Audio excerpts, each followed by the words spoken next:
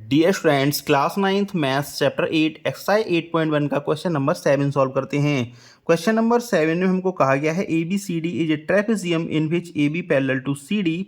Means A B C D एक trapezium है जिसमें A B side C D side के पैरेलल है and A D side B C side के equal है। ये हमने सिंगल मार्क से इसको डिनोट कर दिया है। हमको प्रूव करना है एंगल ए एंगल बी के इक्वल है। मीन्स एंगल ए ये वाला एंगल, एंगल बी ये इस एंगल के इक्वल है, ये हमको प्रूव करना है। इसमें हमें एक हिंट भी दिया गया है जिसके अकॉर्डिंग हमने कंस्ट्रक्शन कर लिया है। तो कंस्ट्रक्शन में हम लिखते हैं, कंस्ट्रक्शन जो हिंट में हमको बोला गया है वही हमने किया है। Extend A B, extend A B and draw a line from C to E parallel to AD। Means हमने क्या किया, ए बी साइड को हमने एक्सटेंड कर लिया है और एक लाइन ड्रॉ कर ली है ए डी के पैरेलल, जो कि सी पॉइंट से हमने ड्रॉ किया है ई पॉइंट तक। अब हम शो करेंगे कि ए ई सी डी जो हमें फिगर बना है एक पैरेललोग्राम है। तो लिखते हैं इन ए ई सी डी। देखो A B side D C side के पैरेलल थी, तो इसको कंस्ट्रक्शन करके हमने थोड़ा सा आगे बढ़ा लिया। तो लिख सकते हैं A E parallel to D C. तो लिखेंगे A E parallel to D C. क्यों? By construction, by construction. And A D side C E side के इक्वल पैरेलल है। A D side C E side के parallel, ये भी हमने construction से किया है। ए डी साइड पैरेलल है सी ई साइड के, इसको भी लिख देंगे बाई कंस्ट्रक्शन। अब जब अपोजिट साइड, जैसे ए ई साइड जो थी डी सी साइड के पैरेलल हो गई and A D side C E side के पैरेलल हो गई, इट मीन्स ये एक पैरेललोग्राम है। तो लिखते हैं hence A E C D is a parallelogram. Because क्यों है कि A E side D C side के पैरेलल है and A D side C E side के पैरेलल है, इसलिए ए ई सी डी एक पैरेललोग्राम हो गया। अब हम देखते हैं ए डी इक्वल हो जाएगा सी ई के, क्योंकि अपोजिट साइड्स ऑफ पैरेललोग्राम है। तो लिखते हैं A D equal to C E. Equation इसको 1 मान लेंगे। और क्यों इक्वल है ये? Because opposite sides of parallelogram. And A D equal to B C हमको गिवन है। तो लिखेंगे A D equal to B C, ये सेकेंड इक्वेशन बन जाएगा। और ये इक्वल है क्योंकि ये हमको गिवन है क्वेश्चन में। अब इक्वेशन 1 एंड 2 से हम देखते हैं कि ए डी इक्वल है सी ई के एंड ए डी इक्वल है बी सी के। It means C E equal हो जाएगा बी सी के। तो लिखते हैं from equation 1 and 2 C E equal to B C. अब हम देखते हैं C E and B C side हैं कहाँ। देखो सी ई साइड ये रही एंड बी सी साइड ये है। Means C E B C के इक्वल है, तो मैं इसको भी सिंगल मार्क से डिनोट कर दे रहा हूँ, जिसमें आसानी से पता लग जाएगा बी सी इक्वल है सी ई के। और ये दोनों हैं कहाँ पर? ये ट्राइंगल ये ट्राइंगल बी सी ई में बन रही हैं। तो लिखेंगे in triangle B C E, B C side C E side के इक्वल है। जब B C side C E side के इक्वल है, इट मीन्स इनके अपोजिट एंगल भी इक्वल हो जाएंगे। अब इन एंगल्स की भी मार्किंग कर दे रहा हूँ जिससे हमें आसानी से पता चल सके कौन सा एंगल कौन सा है। तो एंगल ए को मैं 1 से मार्क कर रहा हूँ, बी के इंटरनल एंगल को 2 से एंड आउटरीयर एंगल को 3 से, और ई एंगल को 4 से मार्क कर दे रहा हूँ। अब हम देखते हैं B C side C E side के इक्वल है। इट मीन्स बी सी के अपोजिट एंगल 4 बन रहा है और सी ई के अपोजिट एंगल 3 बन रहा है। It means angle 3 and angle 4 भी इक्वल होंगे, क्योंकि इनकी अपोजिट साइड्स इक्वल है। तो इट मीन्स इनके अपोजिट एंगल्स भी इक्वल होंगे। तो लिखते हैं एंगल 3 इक्वल टू एंगल 4। इसको हम इक्वेशन 3 मान लेंगे। और ये क्यों इक्वल हैं? लिखेंगे in a triangle angles angles opposite to equal sides are also equal.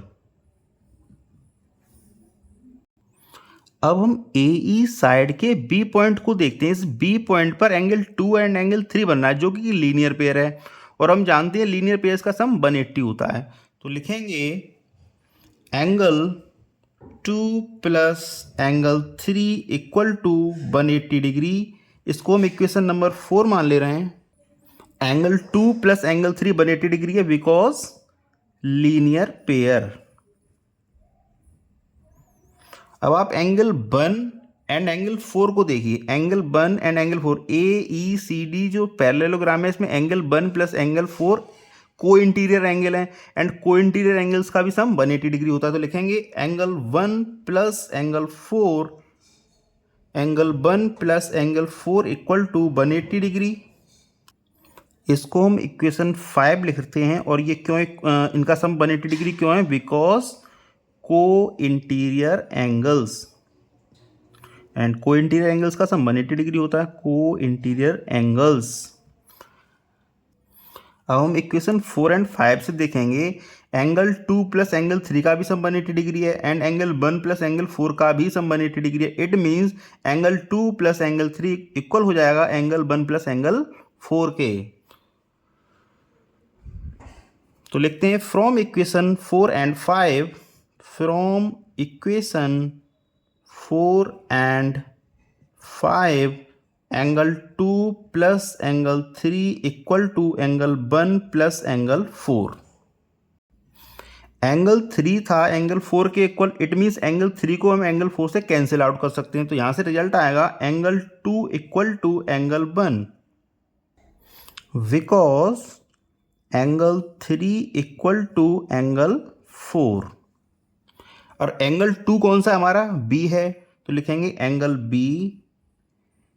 और एंगल 1 कौन सा है हमारा? एंगल ए था, जैसे ये वाला फिगर था ना हमारा एंगल बी। ए के एंगल 2 जो था वो बी है, एंगल 1 कौन सा? ए है, तो लिखेंगे angle B equal to angle A. यही हमको प्रूव करना था पहले पार्ट में। हमको फर्स्ट पार्ट में यही प्रूव करना था, angle B equal to angle A, या फिर हम इसको angle A equal to angle B भी बोल सकते हैं। यही हमको प्रूव करना था। अब सेकंड पार्ट इसका लिखेंगे हम। सेकंड पार्ट में हमको प्रूव करना था angle C, means angle C equal to angle D. इन दोनों एंगल्स को हमें इक्वल प्रूव करना है, angle D and angle C को। तो इसका सेकंड पार्ट लिखते हैं। तो ए बी सी डी हमको ट्रेपेजियम गिवन है, और एंगल 1 प्लस एंगल डी का सम 180 डिग्री हो जाना चाहिए क्योंकि को इंटीरियर एंगल बनना है। And angle 2 plus angle C का सम 180 डिग्री हो जाना चाहिए क्योंकि ये भी को इंटीरियर एंगल बनना है। हम figure A B C D जो कि ट्रेपेजियम गिवन था इसकी बात कर रहे हैं, जिसमें angle 1 plus angle D equal to 180 degree because co interior angle, and angle 2 plus angle C equal to 180 degree because co interior angle. तो लिखते हैं in trapezium A B C D, in trapezium A B C D angle 1 plus angle D equal to 180 degree because co interior angles, and angle 2 plus angle C equal to 180 degree, and angle 2 plus angle C equal to 180 degree because co-interior angles। इसको मैं equation 6 मान ले रहा हूँ, and इसको मैं equation 7 मान ले रहा हूँ। तो लिखूंगा from equation 6 and 7, from equation 6 and 7 angle 1 plus angle D का भी सम 180 डिग्री है, एंगल 2 प्लस एंगल सी का भी सम 180 डिग्री है। It means angle 1 plus angle D equal to angle 2 plus angle C. तो लिखेंगे हम angle 1 plus angle D equal to angle 2 plus angle C. अब देखो एंगल 1 एंगल 2 से कैंसिल आउट हो जाएगा because angle 2 equal to angle 1 हमने अभी अभी प्रूव किया है। तो लिखेंगे angle 2 is cancel out by angle 1 and angle D equal to angle C because angle 1 equal to angle 2। इससे ये कैंसिल आउट हो गए, तो यहाँ से आ गया angle D equal to angle C। Second part में हमें यही प्रूव करना था, एंगल D इक्वल है एंगल C के। अब इसका थर्ड पार्ट प्रूव करेंगे हम। थर्ड पार्ट में हमको प्रूव करना है triangle ABC is congruent to triangle BAD। तो थर्ड पार्ट में ट्राइंगल ABC देखते हैं, कहाँ बन रहा है हमारा ट्राइंगल ABC मीन्स ये वाला एंगल, ये वाला ट्राइंगल ये, एंड ट्राइंगल BAD मीन्स ये वाला ट्राइंगल। इन दोनों ट्राइंगल्स को हमें कॉन्ग्रुएंट प्रूव करना है। तो इसका हम लिखते हैं BC equal to AD, BC equal to AD। Third part इसका लिखते हैं BC इक्वल टू AD। क्यों इक्वल है, ये हमको गिवन है, गिवन।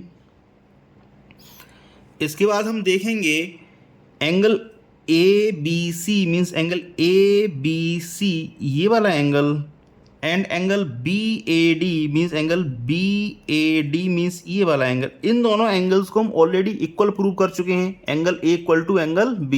तो लिखेंगे angle ABC equal to angle BAD। क्यों इक्वल है, ये प्रूव्ड एबव। एंड दोनों ही ट्रायंगल को आप देखिए, triangle ABC and triangle ABD दोनों में ही AB एंड BA आ रहा है, it means AB equal to BA। तो लिखेंगे AB equal to BA because common है ये, इस वजह से ये इक्वल हो गए। अब side angle side congruency rule से हम बोल सकते हैं ट्रायंगल, तो लिखेंगे by side angle side congruency rule,